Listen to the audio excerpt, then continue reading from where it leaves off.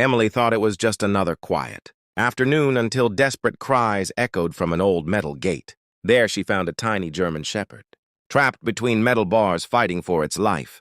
And what she did next left everyone in tears. Before we start, make sure to hit like, share, and subscribe. And really, I'm curious, where are you watching from? Drop your country name in the comments. I love seeing how far our stories travel. The late afternoon sun bathed the neighborhood in a warm golden glow, and Emily skipped along the sidewalk, humming a tune only she knew. At 7 years old, she loved these little adventures, collecting wildflowers, chasing butterflies, and pretending she was exploring some far-off land. Her street was always peaceful this time of day. Birds chirped lazily from the trees, and the faint scent of blooming roses drifted through the air. Emily bent down to admire a cluster of daisies, growing along the fence when a strange sound reached her ears. It was faint at first, a soft, high-pitched whimper, almost like a cry. She froze, her eyes scanning the quiet yards. The sound came again, this time sharper, urgent. Emily's curiosity flared, and she followed the noise, her sneakers crunching over the gravel path. Turning the corner near the old Miller gate, she spotted him. A tiny German shepherd puppy wedged tightly between the cold, rusted bars. His ears twitched at the sight of her, his wide brown eyes filled with fear. Emily's heart leapt into her throat.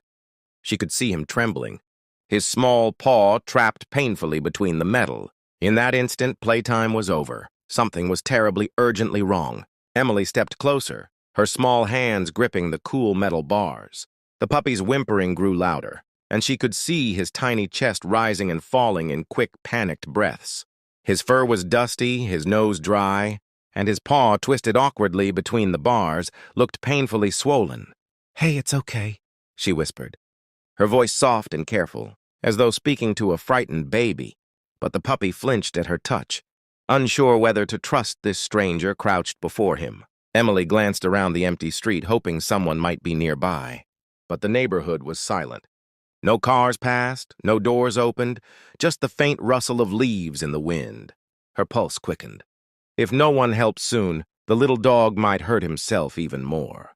Trying to wriggle free, she reached her fingers through the bars, stroking the fur near his ear. "I'm not going to hurt you, I promise," she murmured.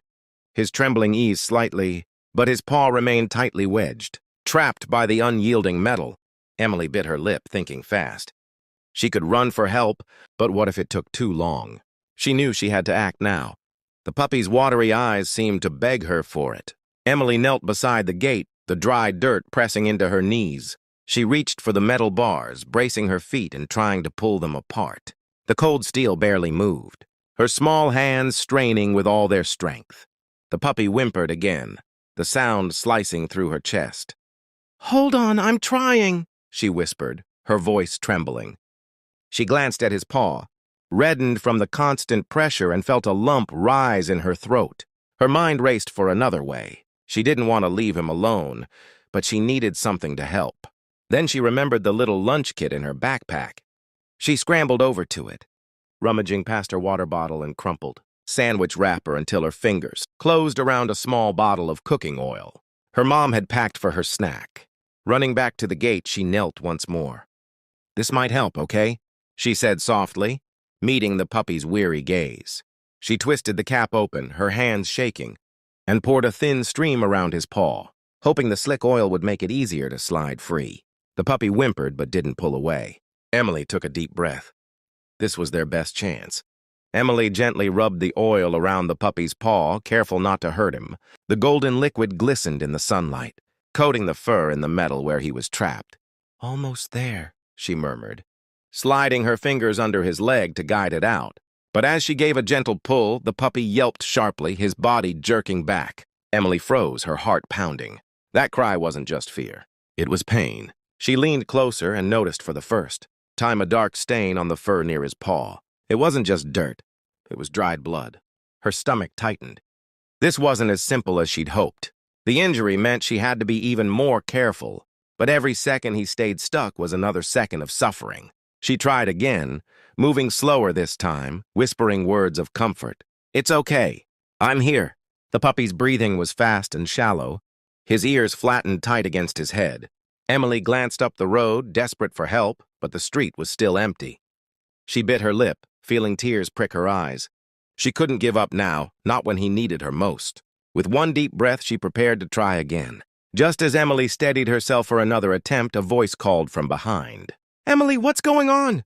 She turned to see Mr. Thompson, the elderly neighbor who lived 2 houses down, hurrying toward her with concern etched on his face. "It's a puppy." "He's stuck!" Emily cried, motioning toward the gate. "I can't get him out." Mr. Thompson crouched beside her, his weathered hands gently inspecting the bars. "You've done well keeping him calm," he said with a nod. "Let's get him free." He jogged back to his garage and returned with a long metal rod. Positioning it between the bars, he pushed with all his strength. The rusted steel groaned and shifted just enough to widen the gap. "Okay, Emily, now," he urged. Emily slid her hands under the puppy's chest, speaking softly. "You're safe now, little one." She guided his paw through the opening, careful not to twist it. With a final whimper, the puppy slipped free and stumbled into her arms. Emily held him close, feeling his rapid heartbeat against her own. Relief washed over her, and she looked up at Mr. Thompson with a shaky smile. They had done it. The puppy was free, but one look at his limp told her the rescue wasn't over yet. Emily set the puppy gently on the ground, but the moment he tried to walk, his front paw buckled beneath him. He whimpered softly, hobbling a few steps before collapsing again. Emily's chest tightened. He was hurt worse than she'd thought. Kneeling beside him, she ran her fingers over his fur. Up close, she could see just how thin he was. His ribs showed beneath his dusty coat, and his belly was empty. There was no collar, no tag, nothing to say where he belonged. Mr. Thompson frowned as he studied the little dog. "Poor thing, I don't think he has a home, and if he does, they're not taking care of him." Emily's throat ached as she scooped the puppy into her arms again. He rested his head against her shoulder, his tiny body trembling. "We have to help him," she said firmly, her young voice carrying a surprising edge of determination. Mr. Thompson nodded without hesitation.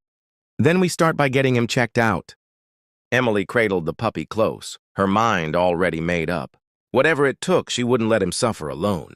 This wasn't just about freeing him from the gate. It was about saving his life. The bell above the clinic door jingled as Emily and Mr. Thompson stepped inside. The puppy nestled in a blanket Emily had grabbed from home. Dr. Patel, the local veterinarian, looked up from her desk and immediately came over. "Let's get him on the table," she said gently. Emily stayed close as doctor. Patel examined the puppy's paw, her gloved hands moving with practice care. "It's a sprain," she explained, "and there's a small cut that will need cleaning, but nothing broken." She then checked his weight, teeth, and ears, her expression growing more serious. "This little guy is underfed," Dr. Patel continued softly. "He hasn't been eating properly for a while. My guess is he got stuck trying to squeeze through the gate while searching for food." Emily swallowed hard, glancing at the puppy, who now lay quietly, his eyes half closed. "Can we make him better?" she asked. Dr. Patel smiled gently. "With rest, food, and some love. Yes, he'll recover." Relief swept over Emily, and she stroked the puppy's head. "Then I'll help him get better," she promised. Mr. Thompson looked at her with quiet pride. What had started as an afternoon walk had turned into something far bigger. Emily had just saved a life. Emily's parents didn't hesitate when she told them the story. "We'll foster him until we find his owner," her mom said, smiling at the bundle of fur curled in Emily's lap. Her dad set up a soft bed in the corner of the living room, complete with a small bowl of food and water. Emily named him Lucky because, as she explained, "He's lucky we found each other." From the first night, Lucky followed her everywhere, padding after her in the kitchen, waiting by the bathroom door, curling at the foot of her bed. Days turned into weeks, and despite flyers and social media posts, no one came forward to claim him. Each morning, Lucky greeted Emily with a wagging tail and eager eyes, his paw healing and his belly filling out.